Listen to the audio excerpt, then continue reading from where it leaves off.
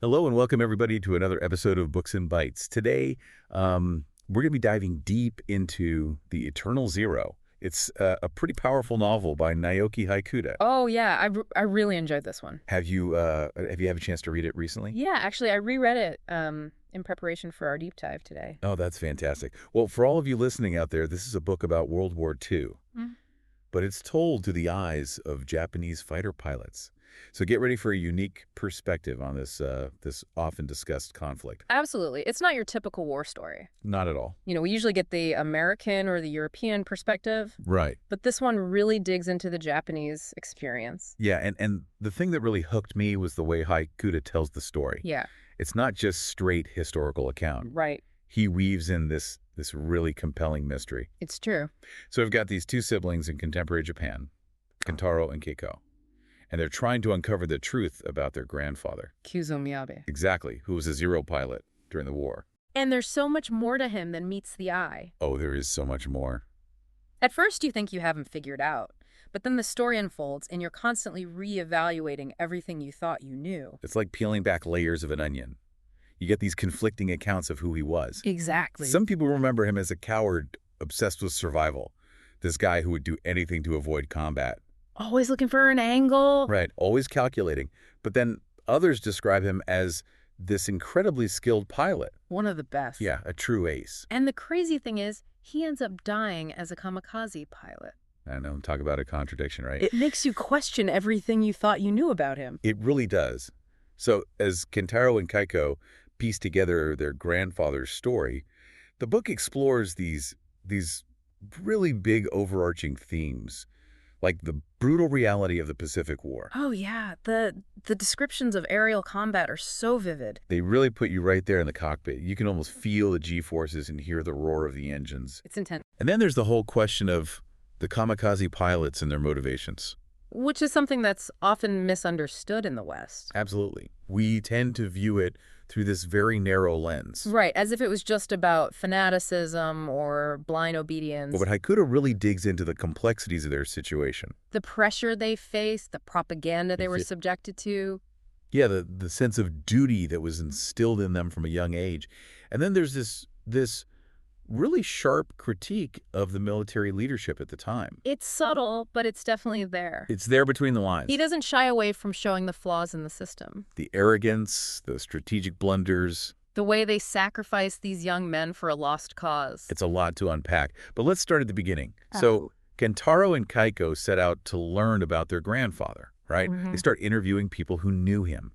And almost immediately they run into these conflicting accounts of who he was. Yeah, they hear from one of his former comrades who paints him as this total coward. This guy who bailed out of fights at the first sign of trouble. Always coming up with some excuse. Like malfunctioning guns or engine problems, things that couldn't be easily verified. Right. I mean, can you imagine hearing that about your own grandfather? It would be devastating. Yeah, to have your image of him shattered like that. And I think that's what's so interesting about the book. It forces us to question how well we really know the people we think we know. Absolutely. Especially when it comes to family history and wartime experiences. There's always more to the story than meets the eye. So true. But then they meet Petty Officer Ito, who fought alongside Miyabe. And he offers a totally different perspective. He does. Now, Ito acknowledges Miyabe's skills as a pilot. He doesn't deny that he was incredibly talented in the air. But he also criticizes him for prioritizing self-preservation over sacrifice. It's like he can't quite reconcile those two things.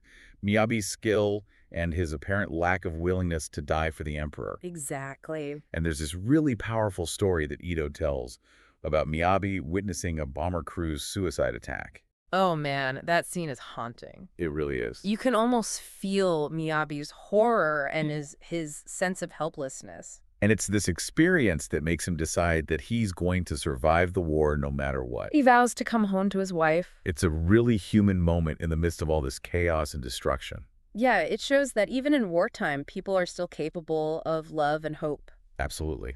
And it makes you wonder, was everyone truly bought into this idea of glorious death? Right. Or was it more nuanced than that? I think that's what the book does so well. It explores that gray area. The tension between individual desires and societal expectations. Not black and white. Not at all. And then we have Izaki Miyabe's wingman, And this is where things get really interesting. Oh, yeah. Izaki's story is fascinating. He actually credits Miyabi with teaching him how to survive. All these tactics and strategies for staying alive in the air. Which is ironic considering how he ends up. Right, because Izaki lives through the war thanks to Miyabi's teachings. Yeah. But then he spends the rest of his life afraid of dying. Haunted by the memories of what he saw and what he did. It's almost as if the war robbed him of the ability to appreciate life.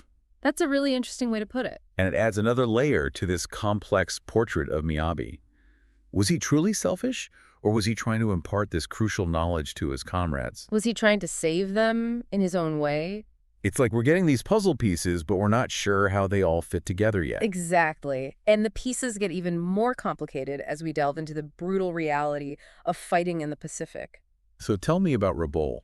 Oh, Rabaul was known as the Airmen's Graveyard. It sounds terrifying. It was. The Japanese had this massive base there, but it was constantly under attack by the Americans. And this is where Miyabi really starts to show his skills as a pilot. He becomes this legendary figure. Evasive daring. Always managing to survive against impossible odds. But he's also constantly assessing risks, making tactical decisions that sometimes put him at odds with his comrades. Like that time he refused to engage a group of enemy fighters. Even though his wingman was begging him to attack. He knew it was a suicide mission. And he wasn't willing to throw his life away. It's like he had this sixth sense for danger. But it also makes you wonder, was this cowardice or just a different kind of courage? Right. Is it braver to fight to the death even when you know you can't win? Or is it braver to try to survive against all odds? There's no easy answer. I think that's one of the central questions the book wants us to grapple with. And it becomes even more difficult as the tide of the war turns against Japan. So tell me about the Battle of Guadalcanal. Guadalcanal was this brutal struggle for control of this strategically important island. The fighting was fierce, both on land and in the air. And this is where we see the Japanese forces really start to struggle. They were outnumbered, outgunned. And their planes were no longer superior to the American aircraft. The Zero had lost its edge. So what happens to Miyabi during this time? He continues to fly missions, he racks up more kills, but you can sense this growing desperation in his actions. Like he knows the end is coming. And he's still determined to survive. But how? That's the big question, isn't it? And this is where things take a really dark turn. The kamikaze strategy. This is the part of the book that I found the most chilling. It's hard to read about those young men being sent on these suicide missions. And knowing that they had no chance of survival. And Hyakuta doesn't shy away from the horror of it all. He introduces us to this character, Takeda, who's a former kamikaze pilot. And he refuses to sugarcoat anything. He's so critical of how the media glorified war. And how they manipulated young men into believing that death was honorable. He compares the kamikaze pilots to death row inmates. Saying they both knew they were going to die, but the pilots seemed more at peace with it. But he doesn't glorify them either. He acknowledges the pressure, the indoctrination, the sense of duty that was drilled into them. It's a really sobering perspective. It really makes you think about the power of propaganda. And how easily people can be swayed to embrace extreme ideologies, especially in times of war. And then, of course, we have Miyabi's final mission as a kamikaze pilot. This is where things get really interesting. Oh, yeah, this is the climax of the story. And it's filled with these small but powerful moments. Like Miyabi's encounter with Kagura, who's this pilot consumed by revenge. Yeah. And Miyabi's act of saving another pilot's life, even though he knows he's going to die soon. It's like he's still clinging to some shred of humanity. And his last conversation with the communications officer where he asks to speak to his wife one last time. It's heartbreaking. It really is. But then right before taking off, he makes this unexpected request. To switch planes. Yeah. Why would he do that? It's a detail that throws everything we thought we knew about him into question. Was it a last-ditch attempt at survival? A selfless act to save someone else? Or something else entirely? That's the mystery we're left with. And that's where we'll pick up in the next part of our deep dive, so stay tuned. Welcome back to our deep dive into the Eternal Zero. When we left off, we were talking about Miyabi's plane switch, right before his kamikaze mission. It's the moment that really throws his whole character into question, right? Totally. Like, was he really this coward that some people remembered, trying to save himself at the last minute? Or was there something more to it? Like a deeper motivation. Yeah. Something more selfless. Yeah, we've heard from people who saw him as selfish, always putting himself first. Right. Always looking out for number one. But we've also seen those glimpses of compassion, like when he risked his own life to save that downed pilot, That's earlier in the war. And what about when he protected that student pilot during training, even though it meant putting himself in danger? Oh, yeah, that's right. That act of selflessness is actually what led him to the Kamikaze unit. It's almost like he was destined to die this way. It's kind of eerie when you think about it like that. It is. So maybe that same selflessness was behind the plane switch. Maybe he knew he was going to die either way, but he saw a chance to save someone else. It's possible. Maybe he saw something in Kagura. You know, the pilot he switched with. That made him think Kagura wasn't ready for that kind of mission. What do you mean? Well, Miyabe was a really keen observer of people. Maybe he sensed a desperation in Kagura, a recklessness that could jeopardize the mission. But wouldn't that make Miyabe a hero then? Giving up his life for someone who arguably wasn't as prepared? It's a really tough question, and I think that's what makes this book so compelling. It doesn't give us easy answers. It forces us to confront the complexities of human behavior, especially in the face of certain death. Yeah, it makes you think, what would I do in that situation? It's a question I don't think any of us can truly answer. Unless we're actually faced with it. Exactly. But then there's the other side of the coin, right? What if it was just a last-ditch effort at survival? What if Miyabe deep down still clung to some sliver of hope? Well, we've seen throughout the book how powerful the survival instinct can be. Yeah, like Ito's vow to survive for his wife. Or Izaki's crippling fear of death after the war. Maybe Miyabe in those final moments just couldn't let go of the hope that he could somehow make it back alive. And he was such a skilled pilot. Maybe he thought he could exploit some weakness in the plane, some technicality that would give him a fighting chance. And there's also that detail about the plane he switched into, the one that malfunctioned and forced the pilot to make an emergency landing. Right. Some people might see that as fate intervening, like Miyabe was destined to die no matter what. But we also can't ignore the human element here, can we? I mean, remember what the communications officer said about how Miyabe was so emotional before the mission, how he desperately wanted to speak to his wife one last time. Yeah, it sounded like a man saying goodbye, accepting his fate. Exactly. So maybe whether he truly believed he could survive or not, Miyabe had reached a point of acceptance. Maybe in that moment he wasn't driven by fear or hope, but by a sense of duty, a resignation to the inevitable. It's a powerful thought. It is, but it still doesn't explain why he volunteered for the Kamikaze unit in the first place. That's the million-dollar question, isn't it? If he valued life so much, why choose a path that guaranteed his death?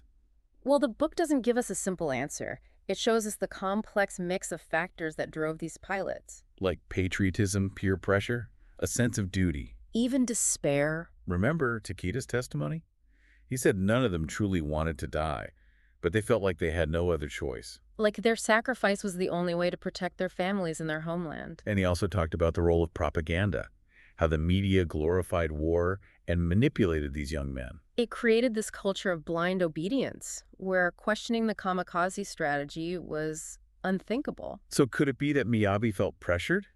Like he had no choice but to volunteer? It's definitely possible. I mean, we see throughout the book how intense the social pressure to conform was. Yeah, pilots who expressed doubts were ostracized, ridiculed. Even someone as skilled as Miyabe might have felt trapped by those expectations. And remember that scene where he argues with the officer, the one who insults the fallen comrade?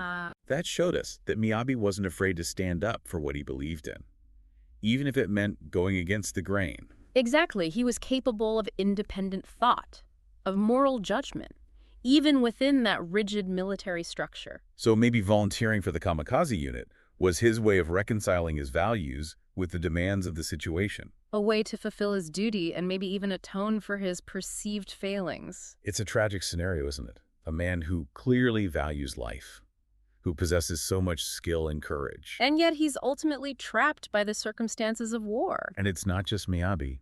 We see this same internal conflict in other characters, too. Like Ito clinging to the hope of seeing his wife again. Or Takita struggling with the guilt of surviving. The book really forces us to confront the moral ambiguities of war. And to recognize the humanity of those who fought. Regardless of which side they were on. So what about Miyabe's legacy? How did his story affect those he left behind? Well, that's where we're headed next. The final part of our deep dive will explore the ripples of Miyabe's life and death, and what it all means for understanding the true cost of war. Welcome back to our deep dive into the Eternal Zero. We've spent the last two parts trying to figure out who Kyuzo Miyabe really was. This complex figure who's remembered as both a hero and a coward. Yeah, it's been quite a journey. It has. But you know what I keep thinking about is the impact his story had on his family, the people he left behind. Yeah, that's a really important part of the book, too. It doesn't just end with the war. It goes on to explore the aftermath. The lasting ripples that Miyabi's life and death had on his loved ones. Exactly. And it's through their stories that we really start to understand the true cost of war, not just in terms of, lives lost, but the emotional and psychological scars that it leaves behind. It's like those wounds that never fully heal. Right. And we see his wife Matsuno and his daughter Kyoko struggling to rebuild their lives in a Japan that's been devastated by defeat.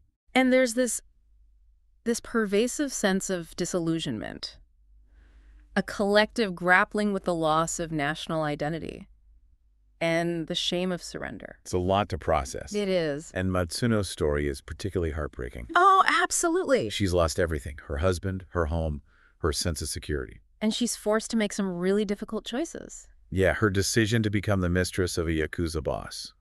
It's a stark reminder of the limited options available to women in that time.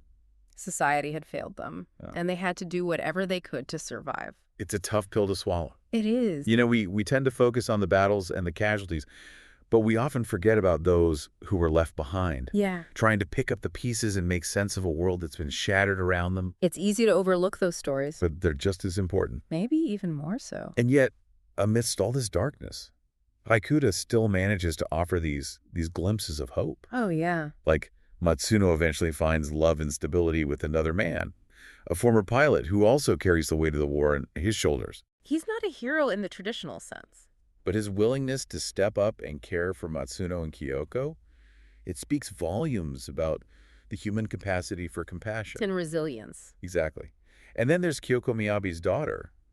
She grows up never knowing her father, but his absence looms large in her life. She's surrounded by these conflicting stories about him. Whispers of cowardice and heroism. It's no wonder she becomes obsessed with uncovering the truth. And that's what drives Kentaro and Keiko to embark on their own quest, right? They're not just trying to understand their grandfather. They're trying to reconcile these opposing narratives. To make sense of his legacy. And as they delve deeper, as they hear from more and more people who knew Miyabe, they realize that there's no easy answer.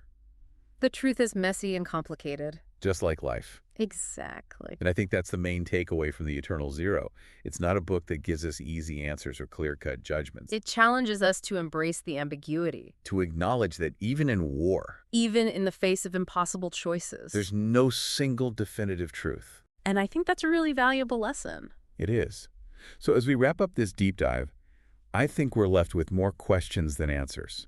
But maybe that's the point. Maybe it's not about finding all the answers, but about engaging in these difficult conversations. About wrestling with complex themes, and ultimately about expanding our understanding of the human experience. Well said. Thanks for joining us on this journey. Until next time, keep exploring, keep questioning, and keep seeking those deeper truths hidden within the stories we tell and the stories we inherit.